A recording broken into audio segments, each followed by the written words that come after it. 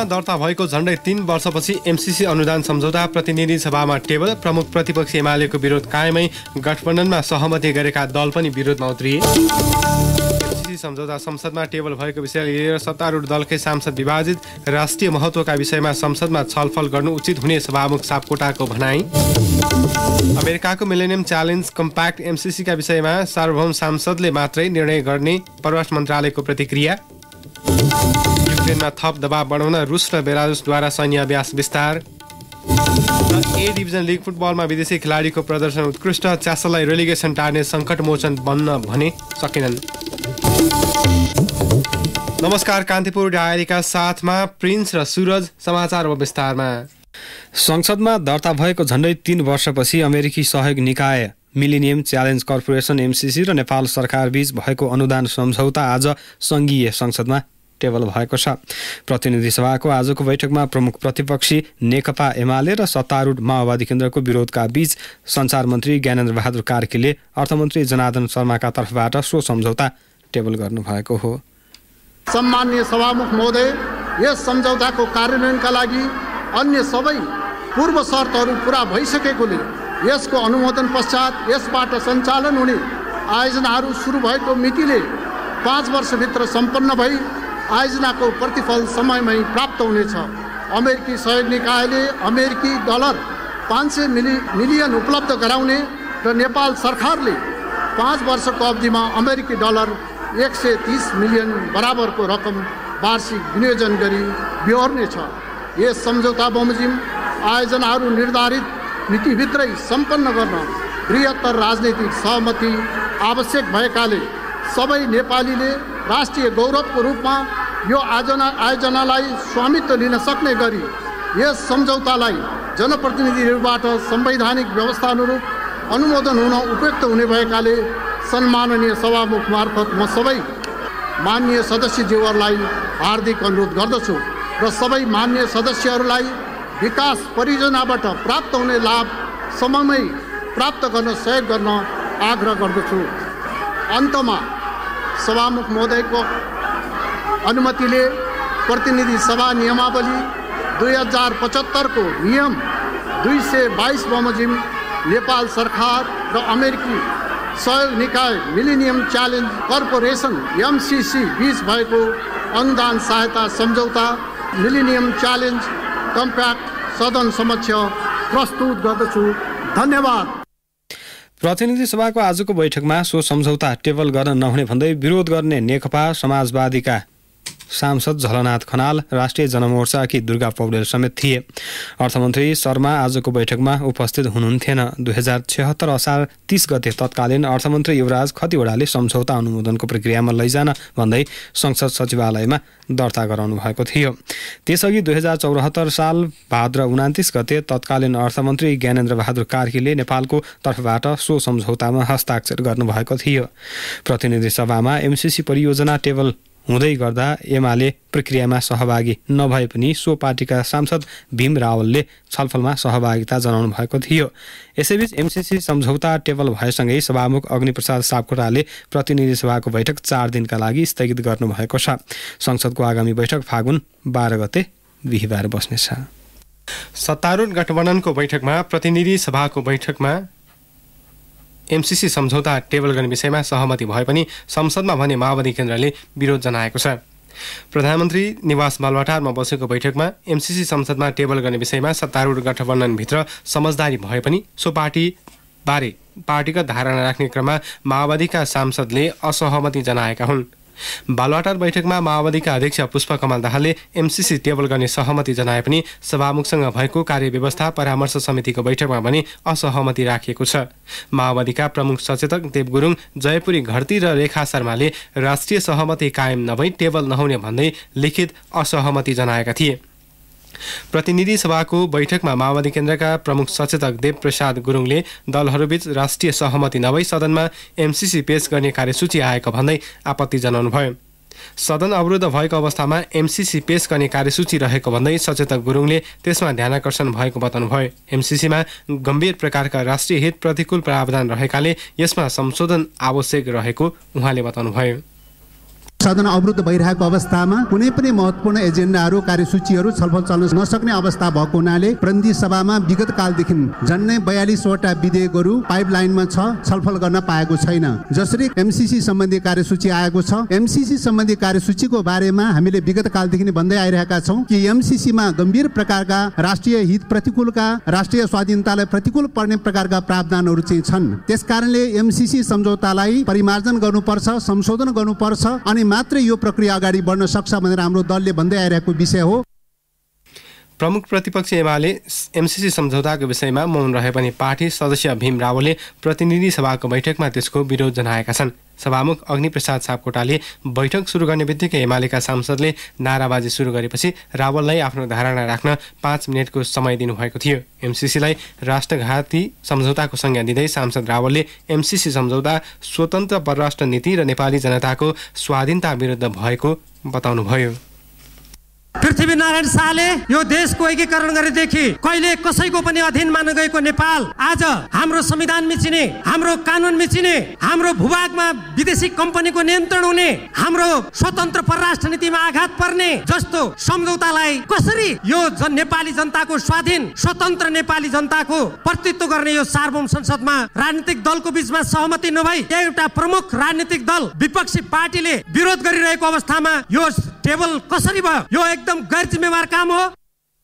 विपक्षी पार्टीले सदनमा अवरोध गरिरहेका बेला संसदले सो सम्झौता टेबल गर्न नहुने भन्दै नेता रावलले राष्ट्रिय सहमति र नेपाली जनताको भावना विपरीत टेबल गरिने कुरा आपत्तिजनक भएको बताउनुभयो। नेपाल मजदुर किसान पार्टी नेमकिपाका सांसद प्रेम सुवालले सो सम्झौता नेपालको संविधान, कानुन र ऐनभन्दा माथि भएकाले पास गर्न नमिल्ने धारणा राख्नुभयो।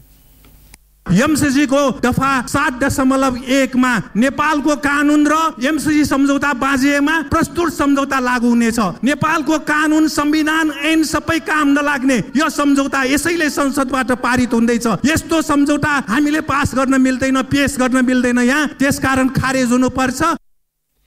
राष्ट्रिय जनमोर्चाकी सांसद दुर्गा पौडेलले नेपालले एमसीसी सम्झौता फिर्ता गर्नुपर्ने बताउनुभयो। कसैको दबावमा एमसीसी टेबल गर्न ल्याइएको भन्दै उहाँले 55 अर्ब रुपैयाँ देश र राष्ट्रियताभन्दा ठूलो नभएको बताउनुभयो। हाम्रो ऐन भन्दा, हाम्रो कानुन, हाम्रो संविधान भन्दा माथि एमसीसी को कानुन लागू हुनेछ। त्यसरी जाने कुरालाई सामान्य सहयोग, यो 55 अरबको कुरा ठुलो कुरा होइन। यस्ता थुप्रै भ्रष्टाचारलाई न्यूनीकरण गर्ने हो भनेदेखि आज कर कतिपय संस्थाहरूले नदिएको करहरूलाई न्यूनीकरण गर्ने हो भने, लिने हो भनेदेखि त्यो चल्न सक्छ सभामुख महोदय। तर देश पैसासँग साट्न सकिँदैन, सार्वभौमिकता पैसासँग साट्न सकिँदैन। त्यसैले सभामुख महोदय यो एमसीसी कुनै पनि प्रावधानबाट यो टेबल गरिनु हुँदैन, यसलाई खारेजी गराउनुपर्छ। एमसीसी सम्झौता सदनमा टेबल भएको विषयलाई लिएर सत्तारूढ दलहरूकै सांसद विभाजित भएका छन्। अझ बढी एकीकृत समाजवादीका सांसदहरूबीच यसको पक्ष र विपक्षमा तीव्र ध्रुवीकरण देखिएको छ। संसद भवनबाट बाहिरिने क्रममा एकीकृत समाजवादीका सांसद झलनाथ खनालले पार्टीको स्थायी समितिको बैठकको भावना विपरीत सम्झौता सदनमा टेबल गरिएकोमा आपत्ति जनाउनु भयो। हाम्रो पार्टीको हिजोको स्थायी समितिको बैठकले एकमतको साथ हामीले 3टा निर्णय गरेका छौँ। एउटा, हामीले चाहिँ जुन कार्यदलको रिपोर्ट थियो त्यो कार्यदलको रिपोर्ट प्रस्तुत गर्यौँ, त्यो एकमतको साथ पास भएको छ। दोस्रो, हामीले यो यथास्थितिमा कुनै हालतले पनि पारित गर्नु हुँदैन भनेर पास गरेका छौँ। तेस्रो, हामीलाई कुनै नयाँ समस्या आयो भने सचिवालयको बैठक बसेर निर्णय गरेर मात्रै गर्ने भनेको छ। तर सोही पार्टीकी सांसद रामकुमारी झाँक्रीले पार्टीले एकमतले सम्झौता टेबल गर्न दिने निर्णय गरेकाले नै आफूहरू संसदको बैठकमा सहभागी भएको प्रतिक्रिया दिनुभयो। कम्प्याक्टमा साइन गर्ने पक्ष अमेरिकन सरकार र नेपाल सरकारको बीचमा त्यो संशोधनको गुन्जाइस भएन भने अर्को एउटा संशोधन गर्ने ठाउँ पार्लियामेन्ट पनि हो। त्यहाँ ओपन छलफल गरौँ, ती विषयहरूका बारेमा हामीलाई एउटा स्पष्ट हुने मौका, जनतालाई सही सूचना दिने मौका पनि हुन्छ र यसलाई टेबल गर्न दिउँ भन्ने कुरा हाम्रो पार्टीको सर्वसम्मत निर्णय हो। सर्वसम्मत निर्णय भएकै कारणले चाहिँ यो कुरा बाहिर आएको हो र हामी यसको पक्षमा पनि उभिएका हौँ। नेपाली कांग्रेसका सांसदहरूले भने सम्झौता सदनमा टेबल हुनु सुखद भएको भन्दै अब छलफलमा लगेर निष्कर्षमा पुर्याउनुको विकल्प नभएको प्रतिक्रिया दिएका छन्। कांग्रेस सांसद गगन थापाले सम्झौताबारे आजैबाट सदनमा छलफल सुरु भएको बताउनुभयो। मान्य भीम रावलले केपी शर्मा ओली राष्ट्रघाती मुर्दाबाद भनेर संसदभित्र नारा लगाउने हिम्मत गर्नुपर्छ। यो प्रस्ताव राष्ट्रघाती भनेर भन्ने हो भने पुष्पकमल दाहाल मुर्दाबाद भनेर माओवादीको सांसदहरूले र माधव नेपाल मुर्दाबाद भनेर एकीकृत समाजवादीको सांसदहरूले नारा लगाउनुपर्छ। त्यसपछि मात्र यसका बारेमा उहाँले कुरा राख्नुपर्छ। र अवरोधको बिचमा संसद चल्छ कि चल्दैन, यो विषयमा छलफल होला कि नहोला भन्ने कुरा पनि आजबाट टुङ्गिएको छ। हामीले त्यही एउटा कुराको डर थियो। आजको छलफलमा नेकपा एमाले भाग लिनुभयो, मजदुर किसान पार्टीले, जनमोर्चाले, माओवादी पार्टीले सबैले भाग लिइसके पछाडि अब 12 गतेबाट यसमा सामान्य छलफल प्रारम्भ हुन्छ र छलफल प्रारम्भ भइसकेपछि छलफल कसरी हुन्छ आज जसरी भएको छ त्यसै गरी हुन्छ।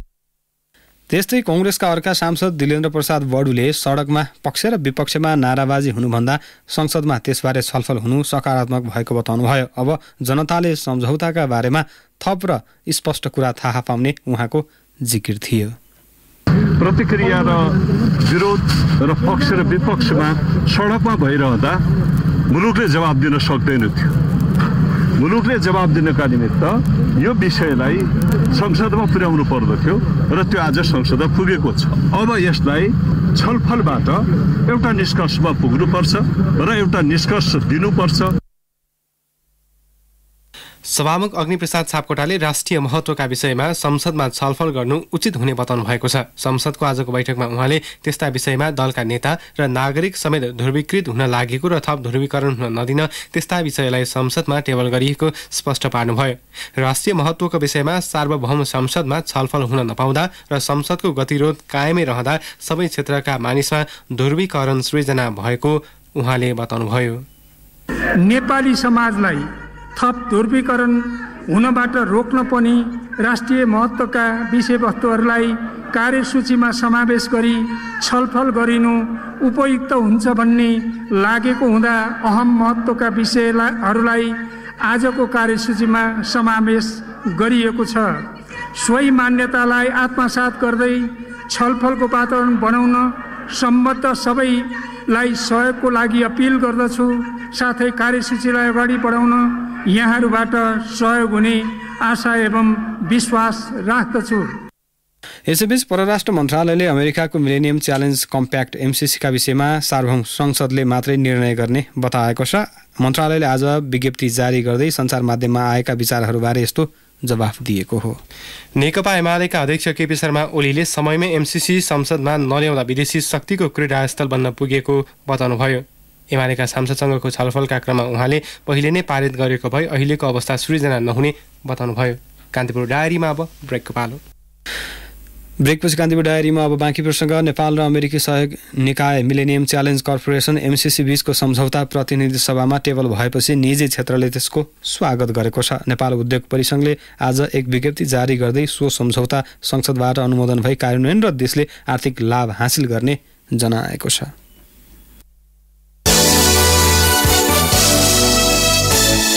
कान्तिपुर डायरीमा अब सिन्धुपाल्चोक डायरीको पालो।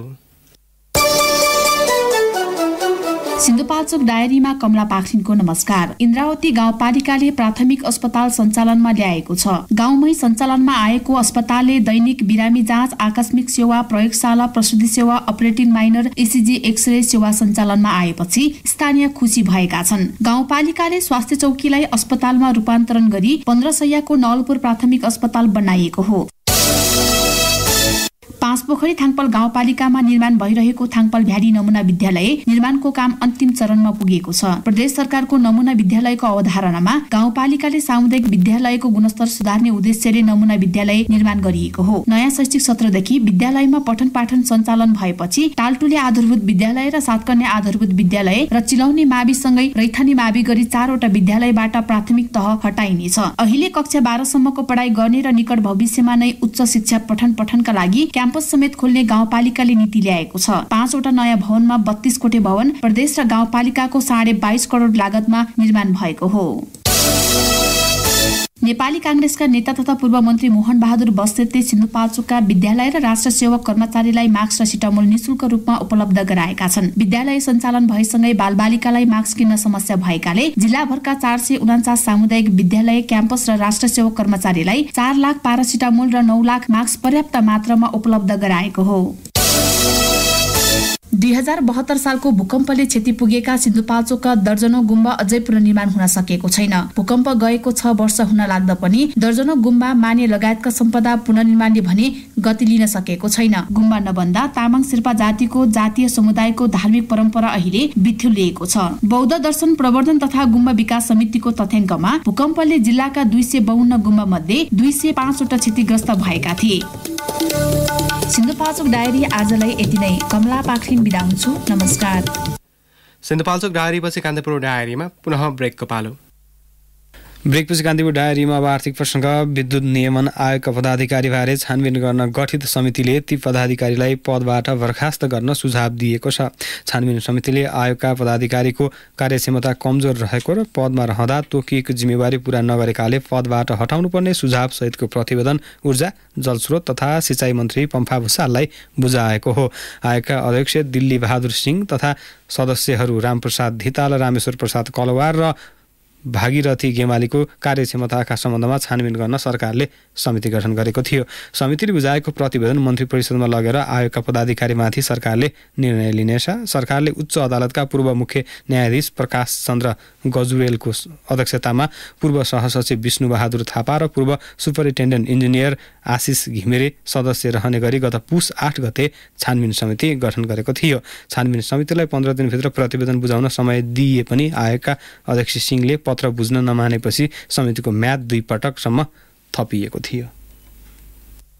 अब अन्तर्राष्ट्रिय समाचार। युक्रेनमा थप दबाव बढाउन रुस र बेलारुसले सैन्य अभ्यास विस्तार गरेका छन्। युक्रेनको सीमामा बढ्दो तनाव, रुस र बेलारुसको बाह्य सीमा नजिक सैन्य गतिविधि बढेको कारण सैन्य विस्तार गर्ने निर्णय भएको बेलारुसले जनाएको छ। नेटोले बेलारुसमा रुसको 30,000 बढी सेना रहेको र युक्रेनमा आक्रमण गर्न बलको हिस्साको रूपमा प्रयोग गर्न सक्ने बताएको छ। रुसले भने सो कुराको अस्वीकार गरेको छ। बेलायतका प्रधानमन्त्री बोरिस जोन्सनले रुसले युरोपमा सन् 1945 यताकै सबैभन्दा ठूलो युद्ध गर्न चाहेको प्रमाण फेला परेको बताउनु भएको छ।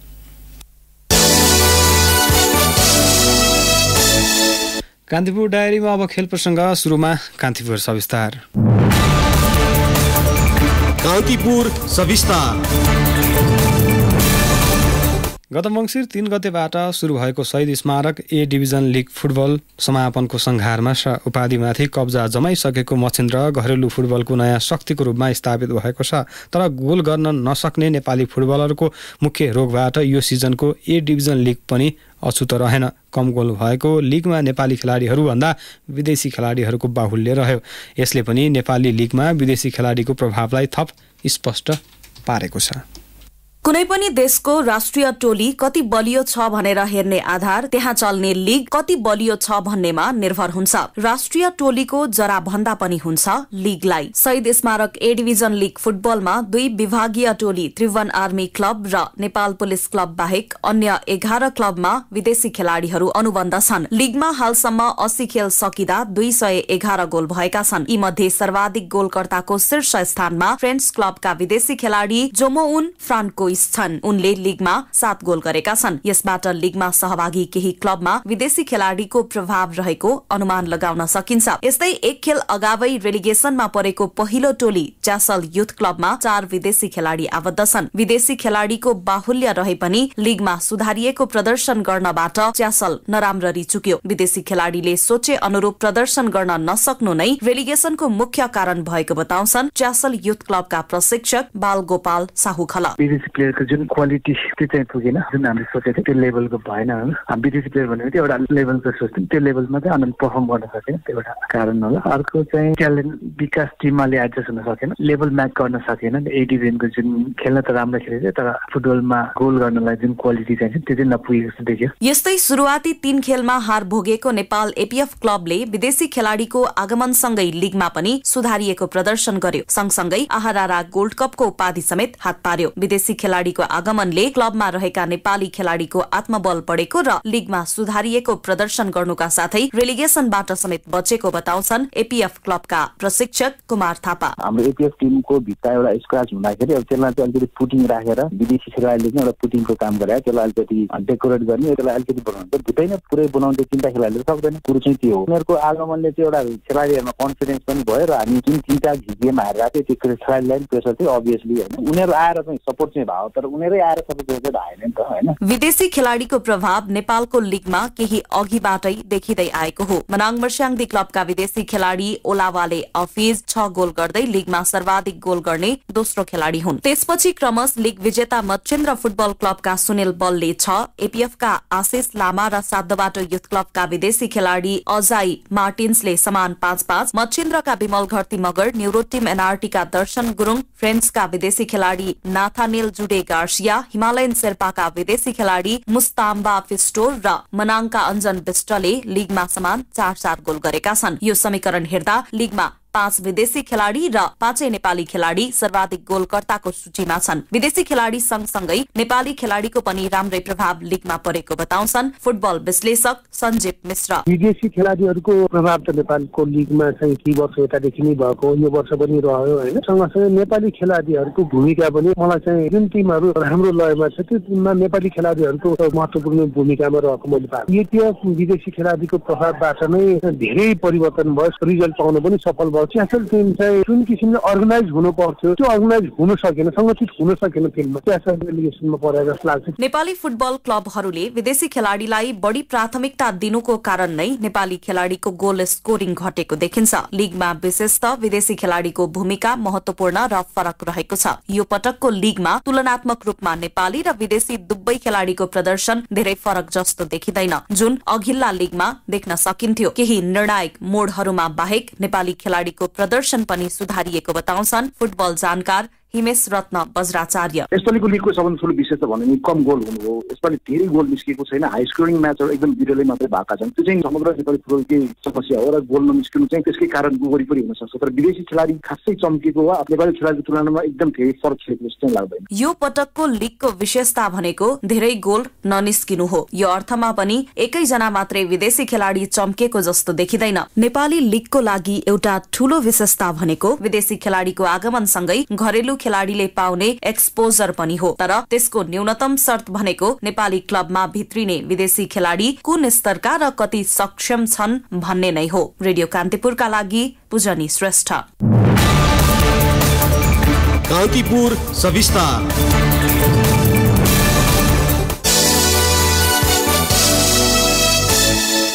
शहीद स्मारक ए डिभिजन लिग फुटबलमा न्युरो टिम एनआरटी र जावलाखेल युथ क्लब विजयी भएका छन्। काठमाडौँको त्रिपुरेश्वर स्थित दशरथ रङ्गशालामा भएको खेलमा मनाङ मर्स्याङदी क्लबलाई 1-0 गोल अन्तरले हराउँदै एनआरटी विजयी भएको हो। यस्तै आजै भएको अर्को खेलमा जावलाखेल युथ क्लबले हिमालयन शेर्पालाई 2-1 गोल अन्तरले हराउँदै यो सिजनको तेस्रो जित हात पारेको छ।